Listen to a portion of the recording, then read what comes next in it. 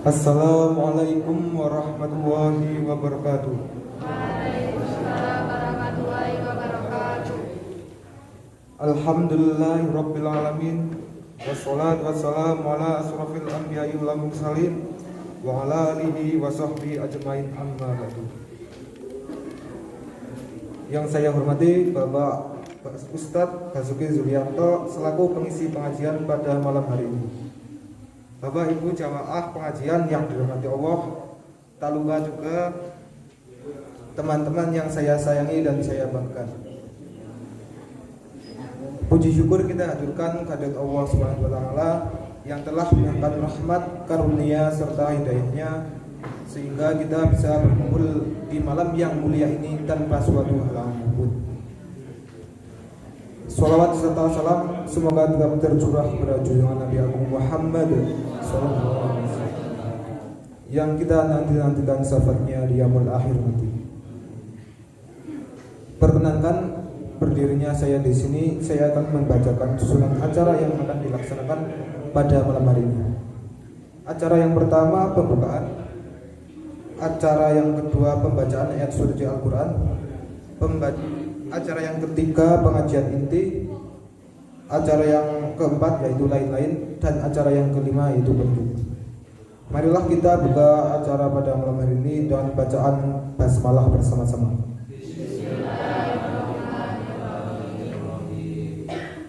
Memasuki acara yang kedua yaitu pembacaan ayat suci Al-Quran yang akan dibacakan oleh saudara Takim. Kepadanya kami persilakan.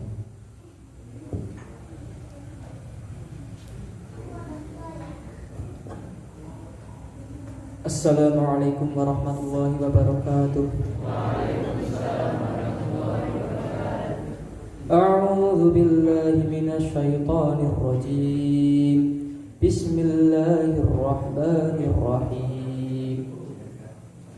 Wan-nazi'ati kharqa wan-nashitati nashta was-sabihati sabha fas-sabiqati sabqa wal-mudabbirati amra yawma tarjufur rajifah tatsba'uhar radifah qulubun yawma idzin wajifah absaruha khashi'ah yaquluna inna lamarduduna fil hafirah a idza kunna 'idhaman nakhirah qalu tilka idzan karratun khasirah fa innama hiya zajratun wahidah wa idza hum bis-sahirah hal ataka haditsu Musa idh nadahu rabbuhu bil wadil muqaddasi tuwa idhhab ila fir'auna innahu tagha fakul hal laka ila an tazakka wa ahdiyaka ila rabbika fatakhsha fa'arahul ayatal kubra fakadzdzaba wa 'asa summa adbara yas'a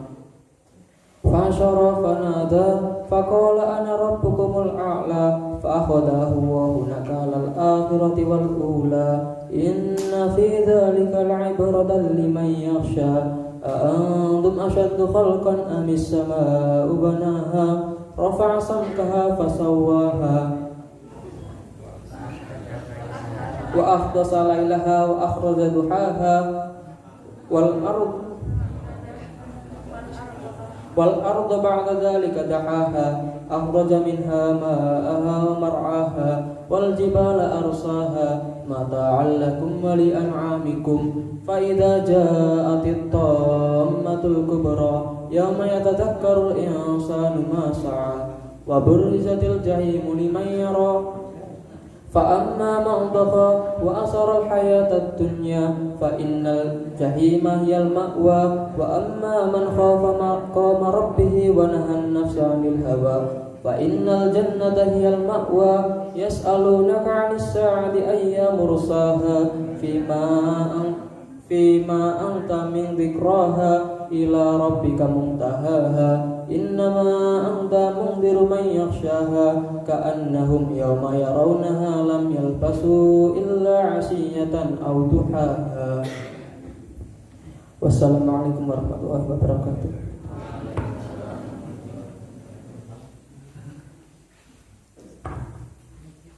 Terima kasih kepada saudara Takim. Semoga yang membaca dan mendengarkan mendapatkan pahala oleh Allah Subhanahu wa taala.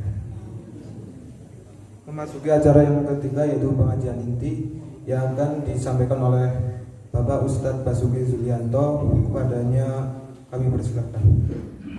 Bismillahirrahmanirrahim. Assalamualaikum warahmatullahi wabarakatuh. Alhamdulillah wa syukrulillah wa la hawla wa la quwwata illa billah.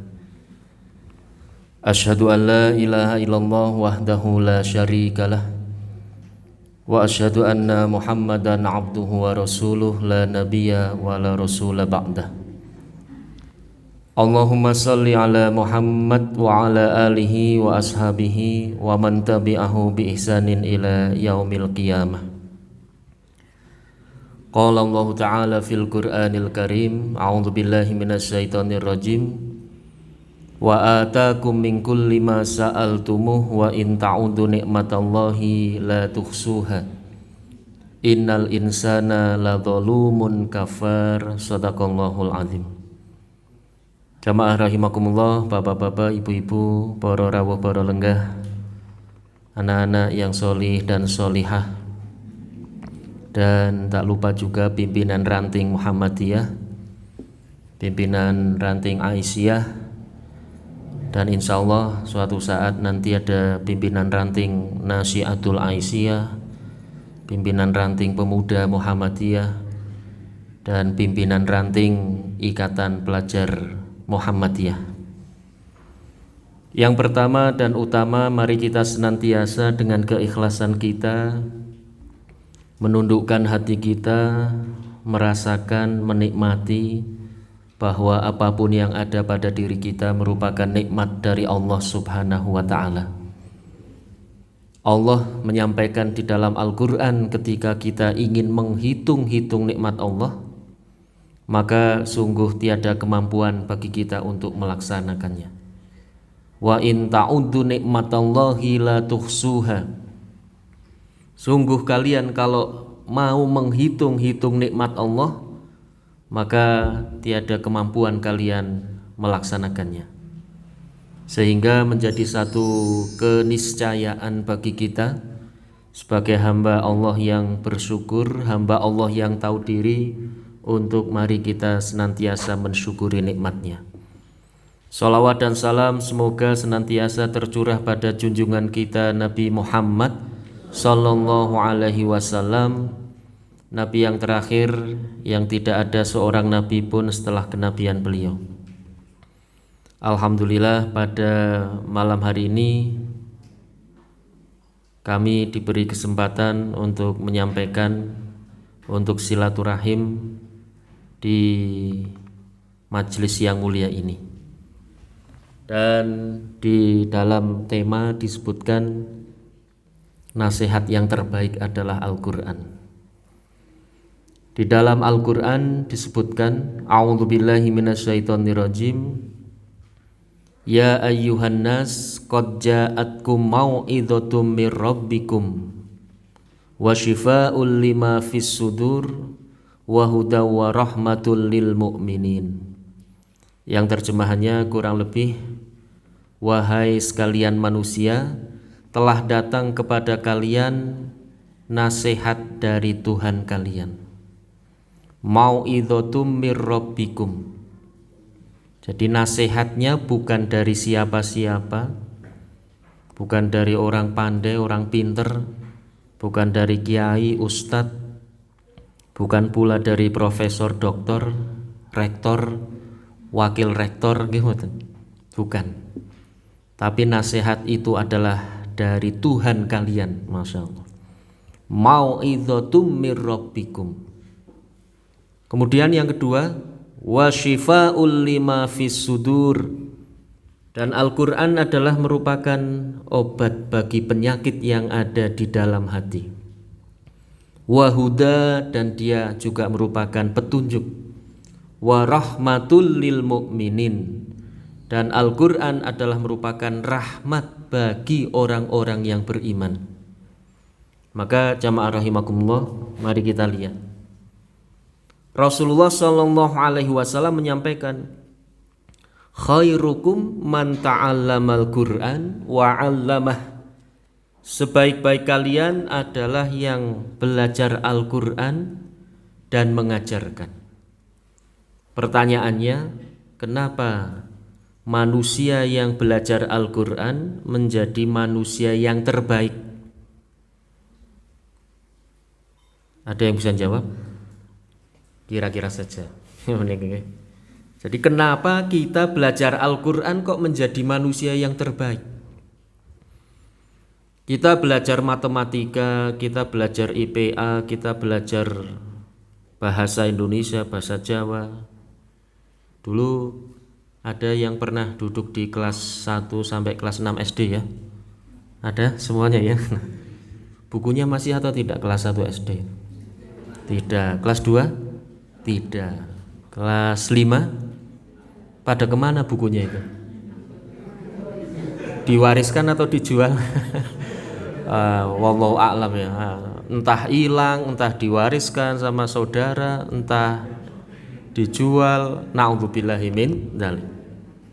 Jadi buku-buku yang kita baca kemarin ketika SD, SMP, umpamanya nanti SMA, bahkan sampai perguruan tinggi, setelah kita baca, kita ambil ilmunya, kita disuruh membaca lagi, sudah tidak mau itu. Saya sudah bisa atau saya sudah lupa dan lain sebagainya, alasan gimana? Satu-satunya buku yang selalu ada di dalam kehidupan kita itu adalah Al-Quran. Itu yang pertama. Yang kedua, Al-Quran adalah merupakan petunjuk bagi orang yang bertakwa. Dzalikal kitabu la raiba fih, dan itu adalah Alkitab, Al-Quran, yang di dalamnya tidak ada keraguan sedikit pun. Jadi Al-Quran diturunkan dari yang maha benar, maka bukunya, kitabnya, tulisannya, ataupun yang ada di dalamnya pasti kebenaran. Hudal lil muttaqin, dan Al-Quran adalah petunjuk bagi orang-orang yang bertakwa. Takwa syarat mutlak masuk surga.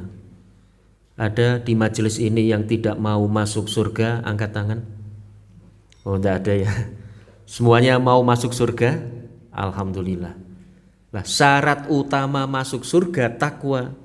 Supaya menjadi orang yang bertakwa, maka pelajarilah, maka bacalah, pelajarilah, dan amalkan Al-Quran. Maka kenapa sebaik-baik dari kalian adalah yang membaca atau belajar Al-Quran? Karena akan mengantarkan kita ke derajat takwa. Setelah kita bertakwa, maka akan diantarkan ke surganya Allah Subhanahu wa ta'ala. Maka jamaah rahimakumullah, tadi yang kami sampaikan yang pertama, Al-Quran adalah nasihat bagi kalian. Manusia itu penuh dengan masalah. Tidak ada yang namanya manusia itu akan selesai dari masalah. Pagi hari sudah bermasalah, antri mandi, ya enggak? Mandi selesai, antri makan. Makan selesai, antri apalagi nyetrika. Terus saja itu. Nyetrika selesai, berangkat ke sekolah, ngantri nunggu angkot. Angkot dapat, masalah, supirnya tua, maunya wah masalah ini supirnya. Atau angkotnya penuh, itu masalah terus itu. Mau bayar, wah uangnya kegedean, ratusan ribu. Sementara angkotnya hanya 2.000. Pagi hari supirnya belum punya receh. Terus gimana, mau gratis atau gimana ini? Masalah lagi itu, Masya Allah. Sampai di sekolah masalah. Sekarang kalian merasa banyak masalah. Umpamanya ketika mau, waduh di panti kok masalah terus ini. Gak kerasan di panti umpamanya. Nanti keluar dari panti pun ada masalah. Jangan dikira yang di luar itu tanpa masalah. Yang tidak ada masalah hanya di Penggadean. Menyelesaikan masalah tanpa masalah. Maka kalau mau tanpa masalah, digadekan saja itu. Jadi hidup itu memang banyak masalah. Maka semangat kita bukan lari dari masalah, tapi apa? Menyelesaikan masalah. Itu semangat kita itu harus begitu. Kalau lari dari masalah atau manusia ingin selesai dari masalah, maka berhentilah jadi manusia. Tapi ternyata kalimat ini juga tidak benar. Ada beberapa orang yang mengambil jalan pintas, jalan kebodohan, jalan sempit ketika banyak masalah, kemudian ingin menyelesaikan masalah dengan mengakhiri hidupnya dari manusia. Minta maaf, akhirnya bunuh diri, ya enggak? Anggapan bahwa bunuh diri itu adalah penyelesaian dari masalah, anggapan itu salah besar. Justru setelah bunuh diri masalahnya lebih besar. Umpamanya ada orang yang hutangnya banyak, tidak bisa nyaur hutang, akhirnya bunuh diri. Dikira dengan bunuh diri hutangnya selesai. Enggak. Justru malah di akhirat siapa yang mau menyelesaikan masalahnya, ya? Kalau di dunia mungkin masih bisa minta tolong sama saudara, minta tolong sama tetangga, sahabat untuk menyelesaikan masalahnya. Lah kalau di akhirat mau nyaur hutang dengan apa? Tidak ada yang bisa dimintai tolong. Maka jamaah rahimakumullah, ketika kita mendapatkan masalah, sebesar apapun masalah itu, maka kembalilah ke dalam Al-Quran.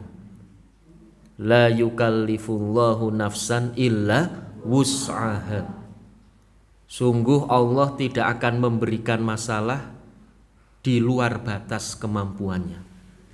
Maka kalau ada masalah itu katakan saja, selamat datang masalah. Sebesar apapun masalah yang datang padaku, kecil bagiku. Inna ma'al usri yusro. Sungguh setelah ini akan datang kemudahan. Jadi kalau ada kesulitan pasti datang kemudahan. Sehingga kalau ada kesulitan tidak usah lari dari kesulitan, tapi selesaikan dengan sebaik-baiknya. Ini yang pertama menikah. Jadi Al-Quran adalah mau'idhatum mir rabbikum. Kalau ingin banyak mendapat nasihat, banyak-banyaklah baca Al-Quran. Coba ini anak-anak ini lebih banyak baca Al-Quran atau baca WA di HP ini? Baca WA atau baca Al-Quran? Kalau Al-Quran biasanya dibaca setelah subuh, ya, ba'da sholatis subhi sama ba'da sholatil maghrib. Sholat asar ada? Oh ada, alhamdulillah. Sholat zuhur? Oh tidak ada, ya. Sholat asar, sholat maghrib, terus sholat subuh, ya, 3 waktu, alhamdulillah. Biasanya hanya subuh sama maghrib. Nah ini harus kita tambah itu.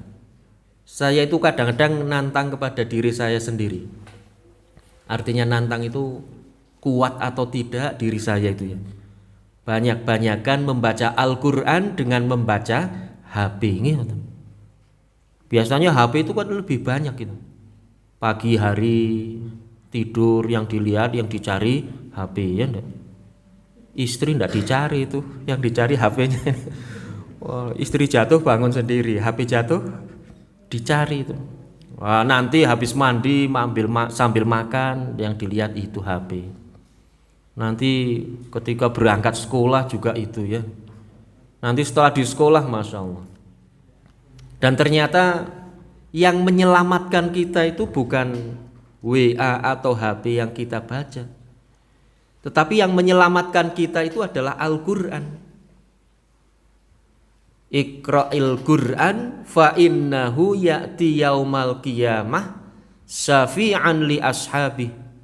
Bacalah Al-Quran, sesungguhnya Al-Quran itu akan menjadi syafaat, menjadi penolong.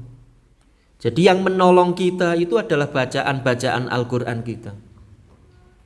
Bukan bacaan berita, bukan bacaan majalah, tetapi Al-Quran. Maka beruntunglah kalian di lembaga yang selalu memantau untuk bacaan Qurannya, untuk sholat 5 waktunya, Masya Allah. Coba kalau kalian di rumah, ya, sholat subuh tidak ada yang bangunkan. Bapak ibu bangunkan kasihan. Kadang-kadang cok perang antara bapak ibu itu. Bapaknya mau tegas, pokoknya kalau ndak bangun saya seret selimutnya. Ibunya ndak, kasihan Pak anak kita. Bapaknya nyeret, ibunya nyelimuti. Wah ini ndak kompak itu. Pokoknya kalau ndak bangun saya siram pakai air. Bapaknya nyiram, ibunya ngandruki. Ya ndak bangun-bangun anaknya itu. Jadi wah kalau di pondok atau di lembaga ya, di panti ini wah nyaman enak. Ada yang bangunkan. Saya sendiri kadang-kadang kalau bangunkan anak di rumah itu juga kadang-kadang tidak tega. Kalau tidak mengingat bahwa sholat subuh itu lebih baik, lebih utama dari dunia dan seisinya. Masya Allah, 5 waktu berjamaah. Ini jarang dicari ya enggak? Kemudian yang kedua, Al-Quran adalah syifa'ul lima fis sudur, obat bagi penyakit yang ada di dalam hati. Jadi penyakit itu ada 2, penyakit jasmaniyah dan penyakit rohaniyah. Penyakit jasmani umpamanya yang penyakit luar ya, kadas, kurap, panu. Nah, ini jangan suka pinjem-pinjem handuk ya. Nah, kadas, kurap, panu, terus kudis, gatel ya enggak?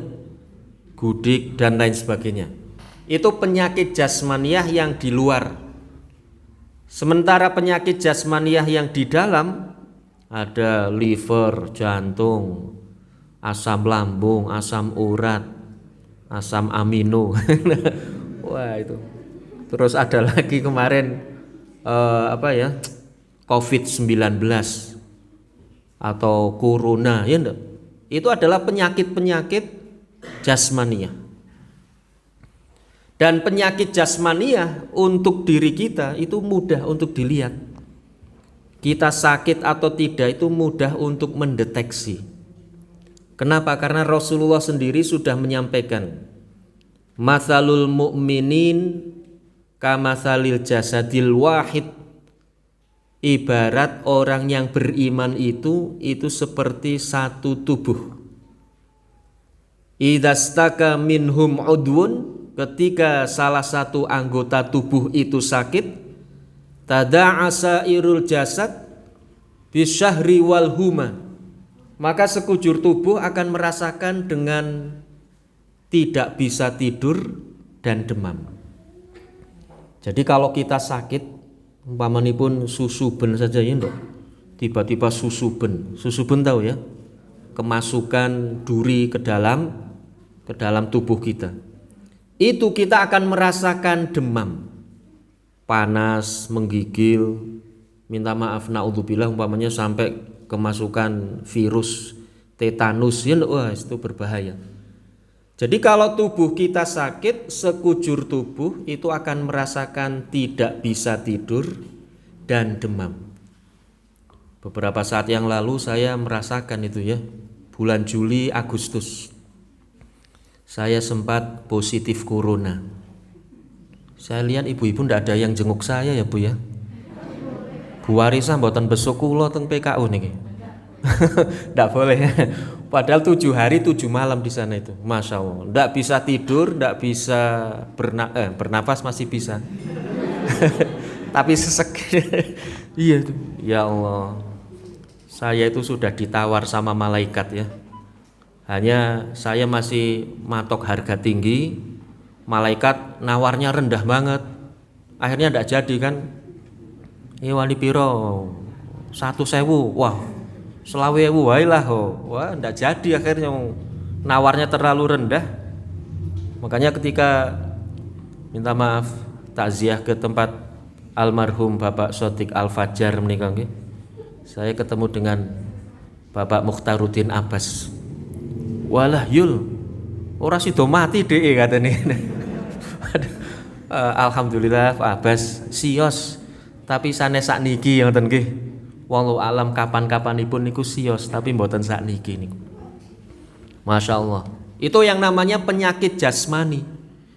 Jadi kalau tubuh kita sakit, itu pasti akan ditandai dengan tidak bisa tidur dan akan demam. Lah, seorang yang beriman itu sebetulnya sama dengan satu tubuh. Jadi kalau ada yang sakit tidak kemudian disalah-salahkan. Coba siapa yang pernah sakit gigi? Ya enggak? Wow, sakit gigi. Itu sekujur tubuh akan merasakan sakit. Umpamanya mata nangis, ya Allah gigi saya sakit sekali. Kemudian mulut gelirih, ya Allah sembuhkanlah, ya enggak? Kemudian kaki mengantarkan ke dokter gigi. Dokter gigi memberi resep, kemudian ke apotik, tangan ngambil uang memberikan ke kasir, ya enggak? Setelah diberi obat, kemudian tangan membantu untuk meminum obat. Tidak pernah kita nyalah-nyalah ke gigi. Salah dewek, ora tau sikatan. Kok ngomong dokter dewek no? Giginya loncat cudul. Jalan sendiri ke dokter gigi ndak mungkin ini. Terus pergi ke apotik. Itu pasti diantar oleh kaki, dibantu oleh tangan. Mulutnya kemudian mengatakan, "Dok, saya sakit gigi, obati ya." Iya. Jadi seorang yang beriman itu ketika saudaranya merasakan sakit harus ikut merasakan dengan membantu, menolong, mengantar, ya. Tidak nyalah-nyalah ke. Ada orang yang beriman sakit disalah-salahkan, tertimpa musibah disalah-salahkan. Ini namanya bukan sifat orang yang beriman. Sifat orang yang beriman itu membantu, menolong dan mencari solusi. Lah itu kembali kepada penyakit hati, jasmaniyah. Lah ada yang namanya penyakit rohani, penyakit hati nggih. Minta maaf, yang tadi penyakit jasmaniyah, nah sekarang penyakit rohaniyah atau hati. Fi qulubihim maradun fazadahumullahu maradha. Di dalam hatinya ada penyakit dan Allah akan menambah penyakitnya ketika yang sakit tidak merasakan atau menyadarinya. Kalau penyakit jasmani mudah dideteksi, mudah diobati, banyak yang menolong. Dokter insya Allah akan memberi bantuan. Tapi kalau penyakit rohaniyah, Masya Allah ini sangat sulit untuk kita ketahui. Penyakit rohaniyah contohnya hasad, iri, dengki, riya, sombong, takabur.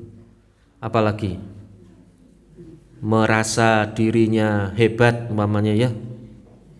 Itu penyakit rohaniyah. Dan itu hanya kita yang tahu dan Allah saja.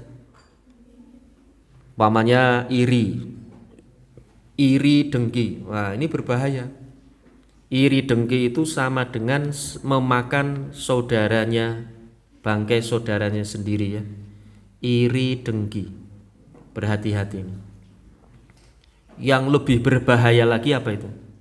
Yang lebih berbahaya lagi itu penyakit ijabur rajuli ala nafsihi. Kagumnya seseorang terhadap dirinya.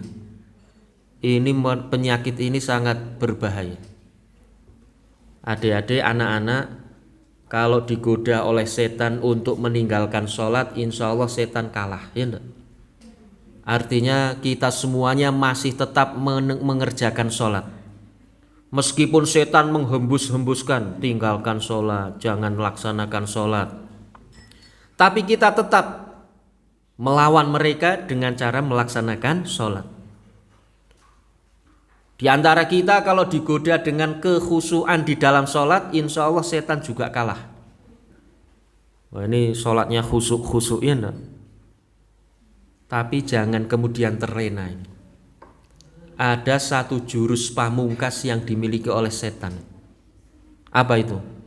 Menghembuskan diri kita yang paling hebat. Dalam bahasa yang lain ujub. UJUB, ujub. J-nya jangan diganti S. Karena kalau Ujub berbeda sekali dengan Pak Usub umpamanya nggih. Ini ujub ini. Ujub itu apa ujub? Ujub itu ijabur rajuli binafsihi. Kagumnya seseorang terhadap dirinya. Wah, ini akan sangat berbahaya karena juga akan menimbulkan benih-benih riya, sombong, takabur, angkuh. Contohnya kita habis sholat malam umpamanya ya, sholat tahajud. Kemudian kita batin terhadap diri kita, walah, ki sing liyane ora do tahajudan. Nyong tahajud, masya Allah, nyong mancen paling hebat. Wah, yakin paling beriman.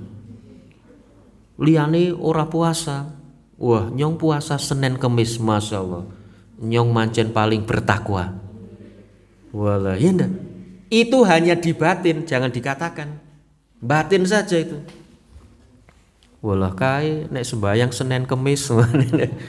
Walah nyong jan yakin 5 waktu berjamaah tanpa terlambat ke masjid. Hanya di batin. Di batin itu sudah merupakan satu benih-benih riya itu. Nanti kalau ujub ini selalu dipelihara akan menjadi sombong atau bangga. Ya. Bangga tapi dalam hati. Nanti kalau bangga terus dirawat, tidak segera ditepis atau dihilangkan, nanti menjadi sombong. Kalau sombong terus dirawat lagi, nanti menjadi takabur. Jadi ujub itu benih kesombongan, benih ketakaburan.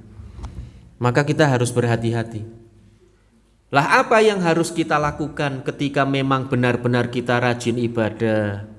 Sholat 5 waktu di masjid, puasa sunnah dikerjakan, duha dikerjakan. Apa yang harus kita kerjakan? Kita harus bersyukur. Hadza min fadli rabbi liyabluwani aashkur am akfur. Ya Allah, saya bisa sholat tahajud. Ini merupakan keutamaan atau fadilah dari Engkau. Jangan kemudian sombongin loh. Bisa tahajud merasa wah kekasih Allah, merasa yang paling takwa. Ini merasa yang paling takwa ini merupakan bibit yang sangat berbahaya itu. Ya. Sehingga Rasulullah pun mengingatkan kepada sahabatnya apa? La yadkhulal jannah a'malukum. Hai para sahabat, jangan bangga dengan ibadah-ibadah kalian. Yang memasukkan ke surga itu bukan ibadahmu. Sahabat heran ini. Ngatasi sahabat sholat rajin 5 waktu berjamaah bersama Rasulullah, baca Al-Quran sehari-hari, sedekah tiada henti, bahkan sampai menghabiskan seluruh hartanya. Kok Rasulullah menyampaikan tidak akan memasukkan surga amal-amal kalian. Bersedih mereka ya, menangis. Wala anta ya Rasulullah, termasuk engkau ya Rasulullah. Iya, wala ana, termasuk diriku. Illa ayyaghammiyadani Allah, kecuali Allah memberikan rahmatnya kepadaku.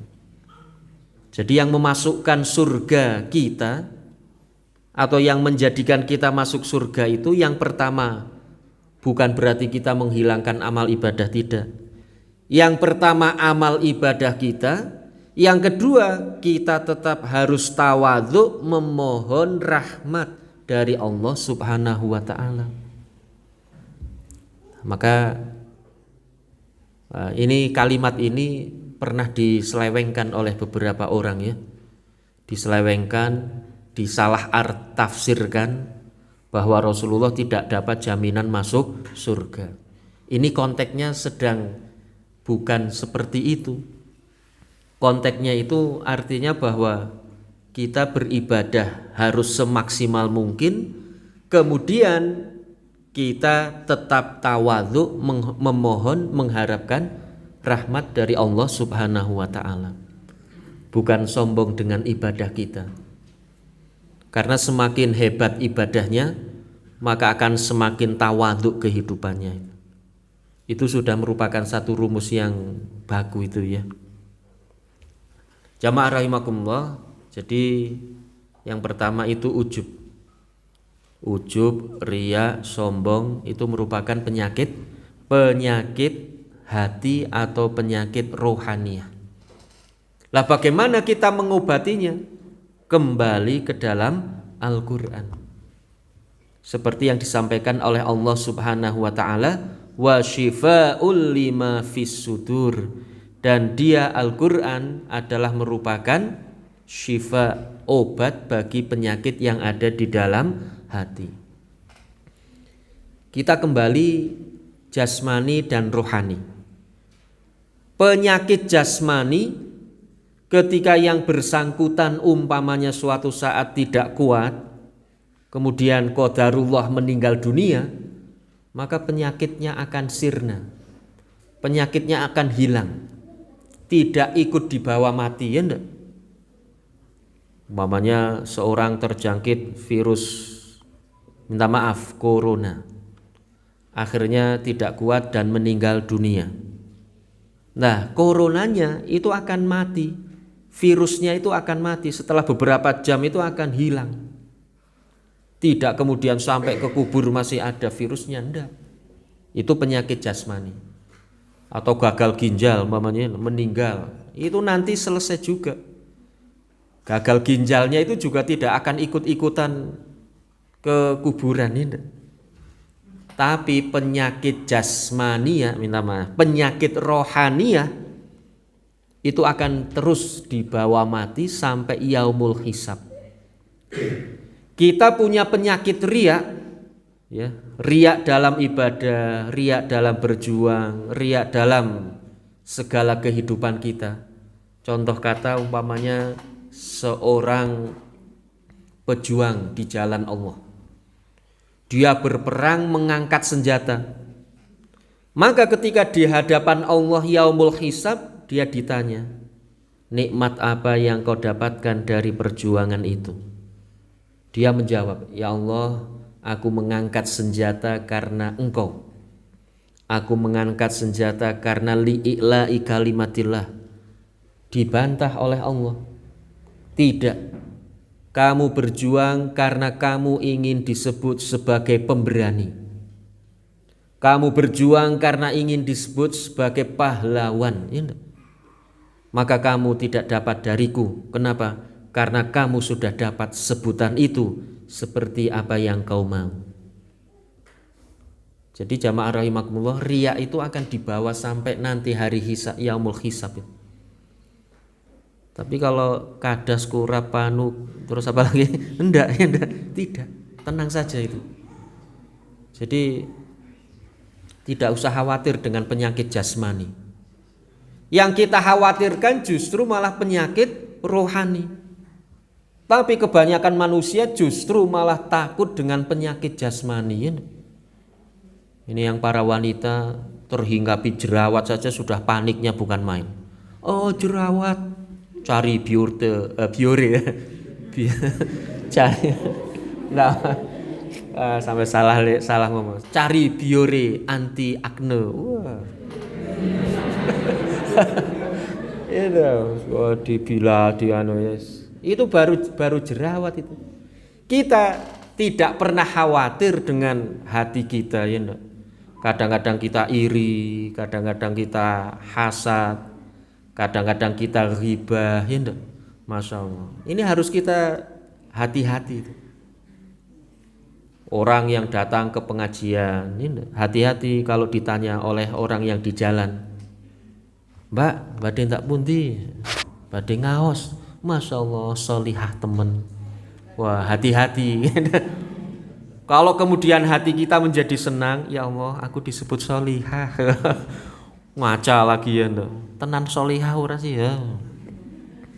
Kemudian bangga, oh ini sudah keturunan dari mbah-mbah saya. Itu nanti pengajiannya tidak dapat pahala. Iya. Maka Rasulullah Shallallahu Alaihi Wasallam paling tidak suka kalau dipuji itu. Jadi Rasulullah itu akan melempar orang yang memuji dengan kerikil atau pasir itu ya. Pasir. Jadi kalau ada orang yang memuji dilempar dengan pasir. Jangan batu. pasir saja. Untuk mengingatkan, jangan kau puji aku ndak kuat dengan pujianmu. Nanti aku dikatakan oleh mereka mumbul itu. Pak Yuli itu kalau di sekolah dipuji, kadang-kadang anak-anak ngejek itu.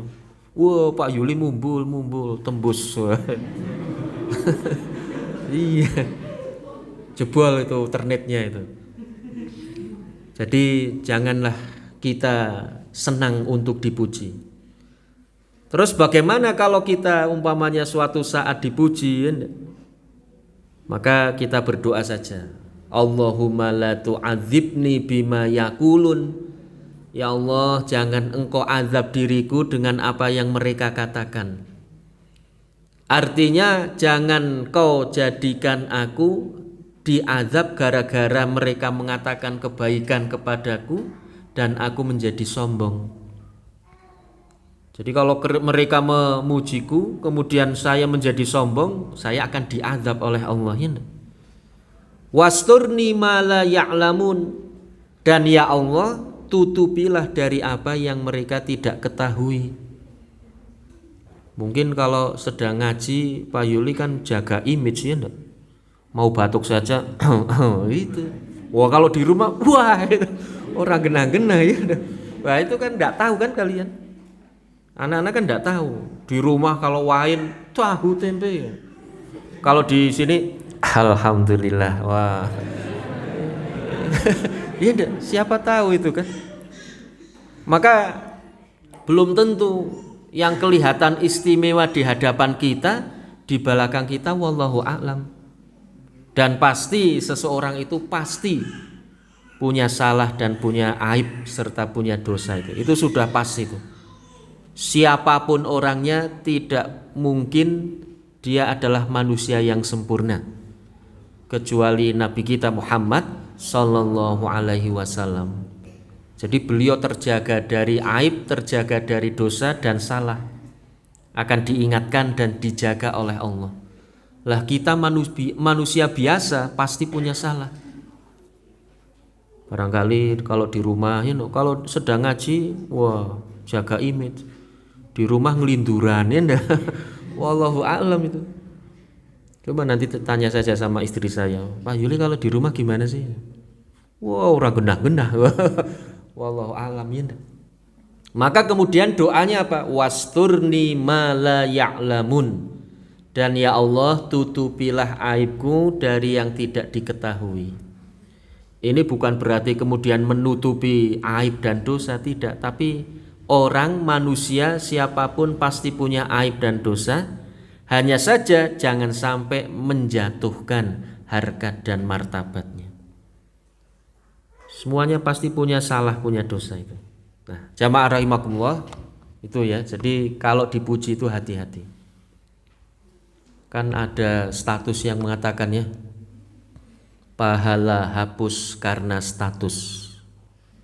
Ya, jadi kalau sedang baca Quran, foto, cekrek, alhamdulillah bisa baca Quran, hapus itu pahalanya. Ya enggak? Belajar, cekrek, alhamdulillah bisa belajar, hapus itu pahalanya ya. Jadi jangan sedikit-sedikit status. Ini jangan-jangan kalau bawa HP kalian juga pasang status ini. Pak Yuli jadi backgroundnya. Wah, cekrek foto. Alhamdulillah ngaji sama Ustadz Basuki Yulianto. Ngantuk ternyata. Iya, hati-hati. Maka Allah menjadikan apapun itu bisa menjadi ibarat itu. Di dalam Al-Qur'an disebutkan innallaha la yastahyi ayyadriba mathalam ma ba'udatan fama fauqaha. Sungguh Allah tidak pernah malu meskipun menjadikan permisalan itu hanya dengan seekor nyamuk. Jadi seekor nyamuk Allah membuat permisalan. Dulu saya pernah mencari-cari apa yang diambil dari hikmah penciptaan nyamuk. Lah suatu hari saya ngaji dengan A'agim ya enggak? Ternyata nyamuk itu juga bermanfaat. Dengan nyamuk maka manusia menjadi gatal karena digigit nyamuk ya. Dengan gatal manusia mencari solusi, bikin obat nyamuk. Dengan obat nyamuk maka jadilah pabrik obat nyamuk, menyerot banyak tenaga kerja. Oh, ternyata nyamuk pun banyak faedah dan manfaatnya. Dan ada lagi, saya pernah dapat dari anak-anak malah ini ya, dari status anak-anak itu. Hati-hati dengan tepuk tangan. Nyamuk mati gara-gara tepuk tangan. Iya itu, hati-hati. Oh iya ya. Berarti saya kalau ditepuk tangan itu harus hati-hati. Tepuk tangan untuk Pak Yuli. Wah, hati-hati itu ya enggak?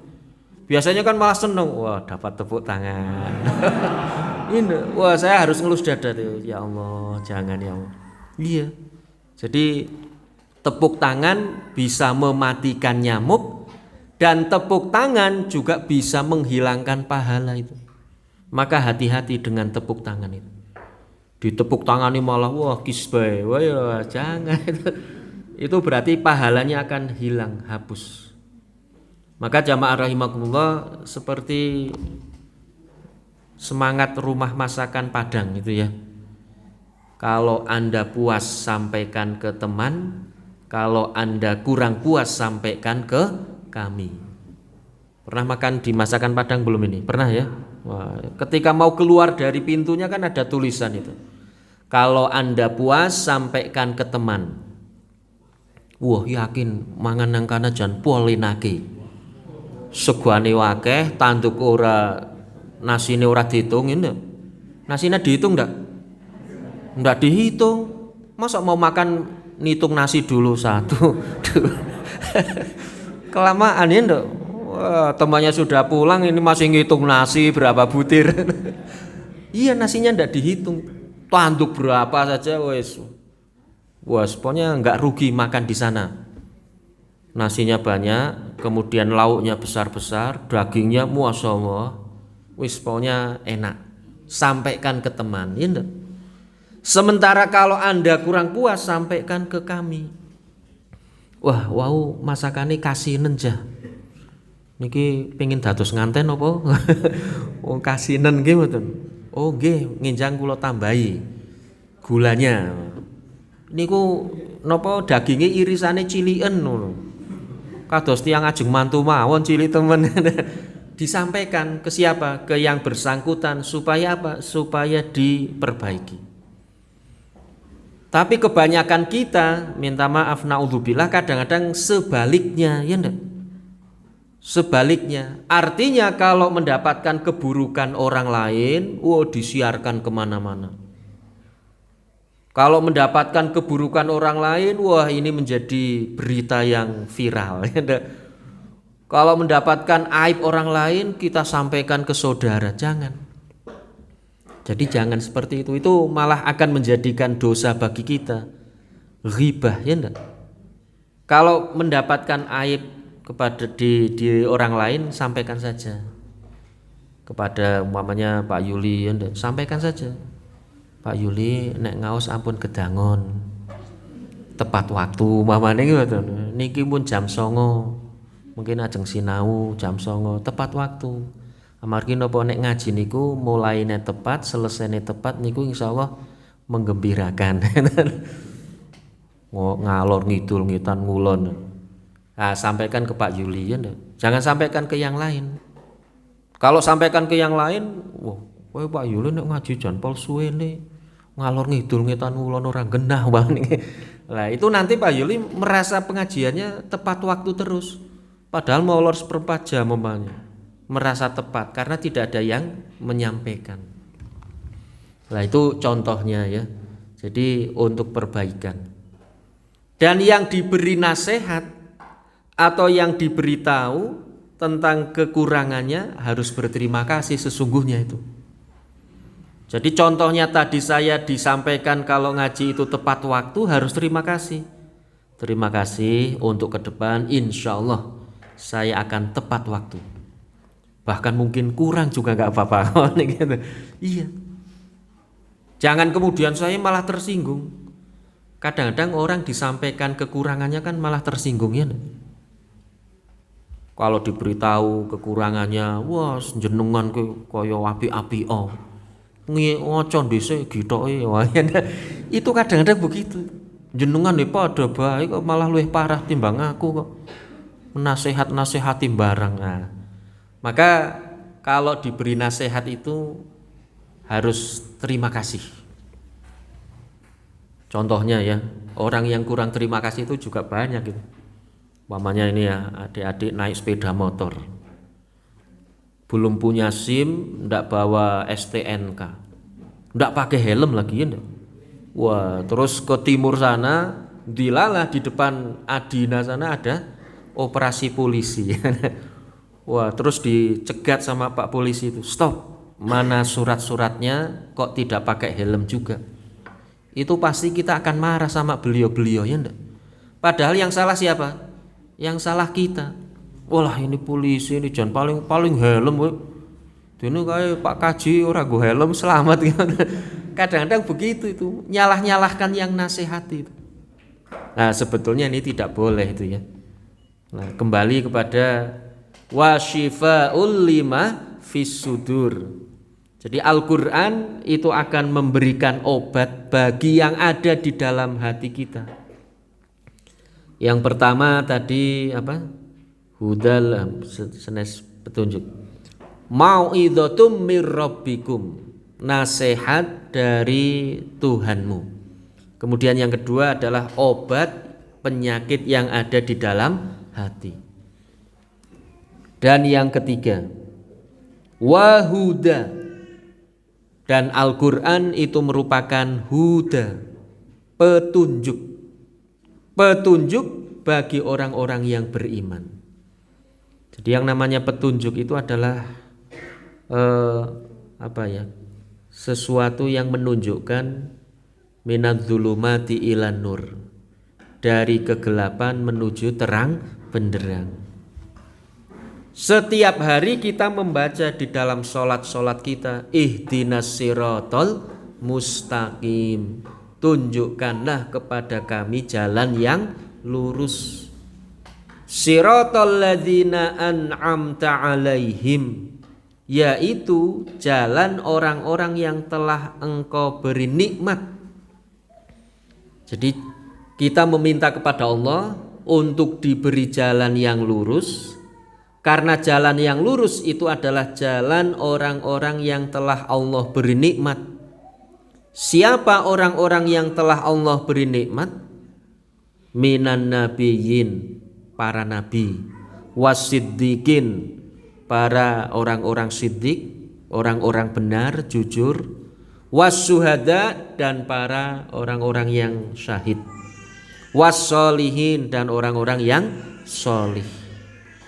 Jadi mereka orang-orang yang telah Allah beri nikmat. Ghairil maghdubi, bukan jalan orang-orang yang dimurkai. Al-maghdub itu orang-orang yang dimurkai. Lah mengapa mereka mendapatkan murka dari Allah Subhanahu wa taala?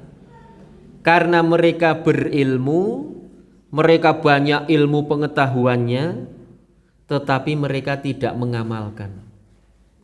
Jadi al-maghdub itu adalah mereka berilmu tapi tanpa amal. Ilmu tanpa amal itu dimurkai. Berbicara tanpa mengamalkan, wah, kabura maqtan indallahi antaqulu ma la taf'alun. Kemurkaan yang sangat besar bagi Allah untuk mengatakan sesuatu yang tidak kalian kerjakan.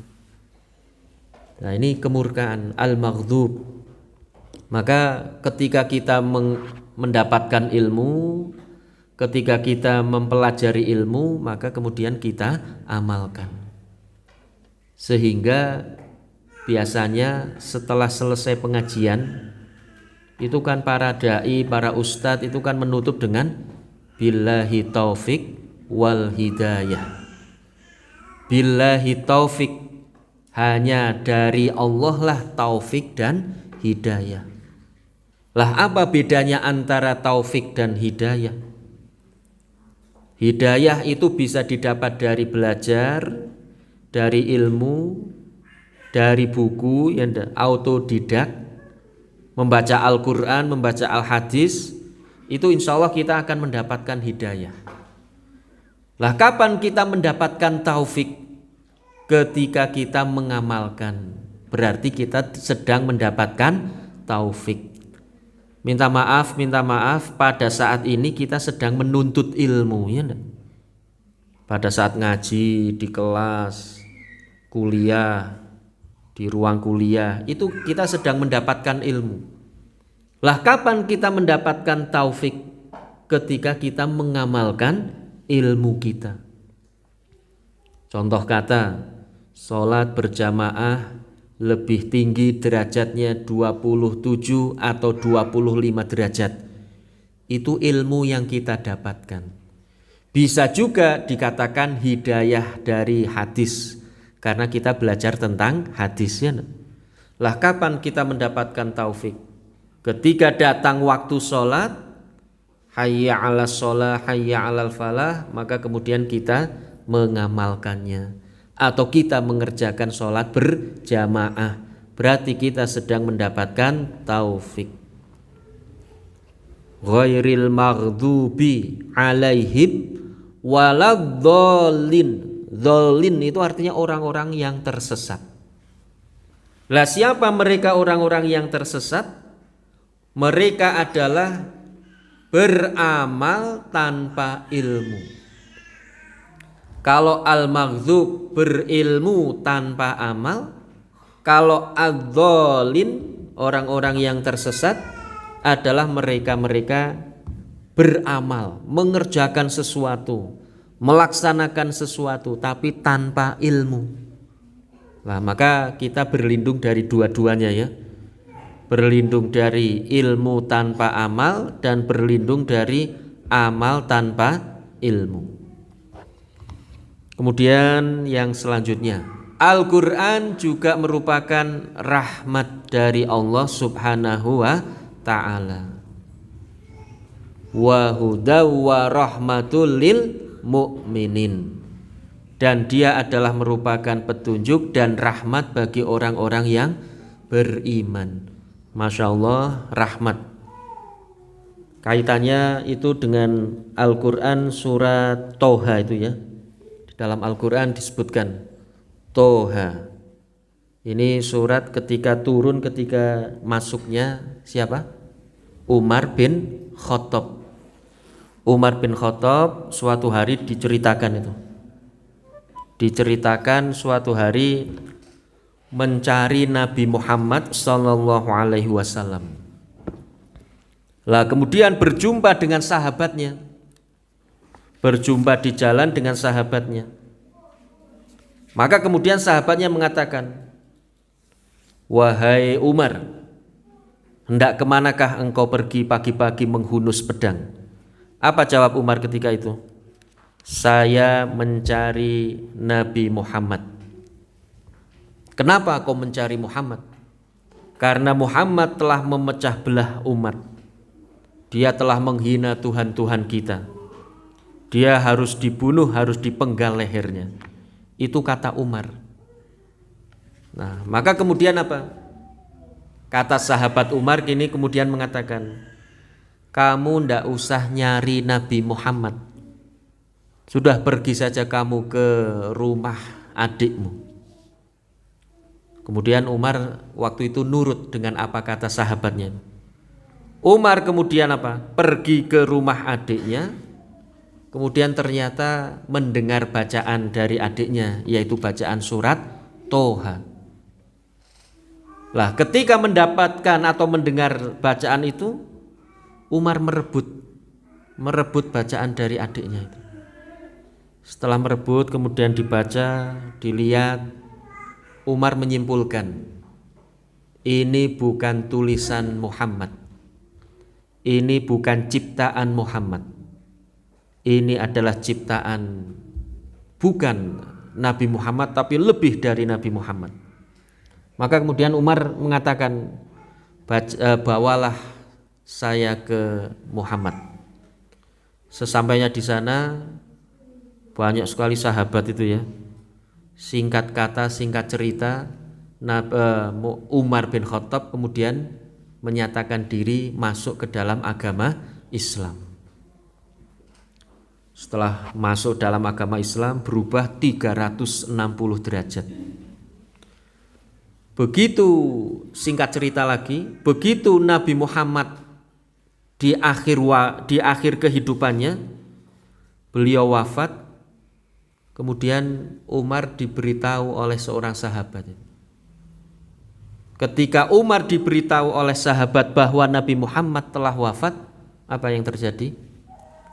Umar menghunus pedang. Jadi menghunus pedang Umar itu 2 kali itu ya.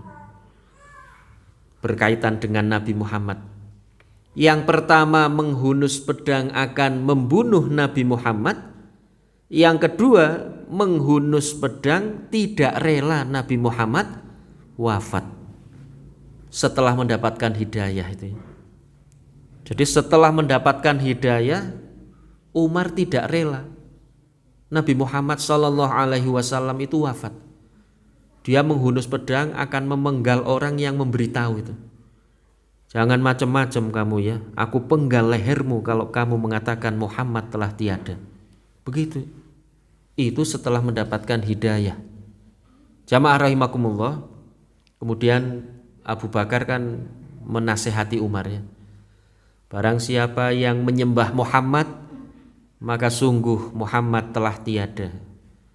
Tapi barang siapa yang menyembah Allah Subhanahu wa ta'ala, Allah tetap ada, tidak pernah tidak ada.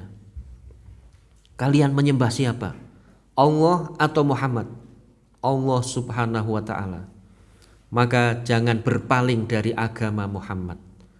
Kenapa? Karena agama Islam itu adalah agama Allah yang diturunkan kepada Nabi Muhammad sallallahu alaihi wasallam.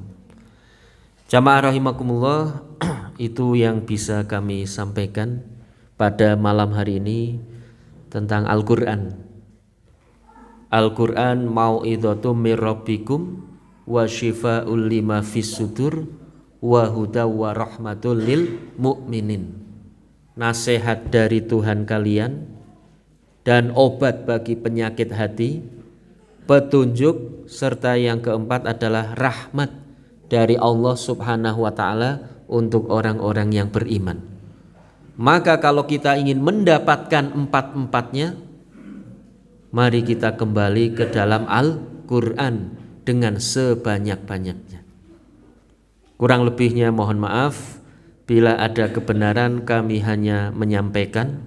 Bila ada kekeliruan dan kesalahan, benar-benar atas kebodohan kami di dalam menyampaikannya, maka mohon maaf yang sebesar-besarnya. Nastaghfirullah li walakum. Assalamualaikum warahmatullahi wabarakatuh.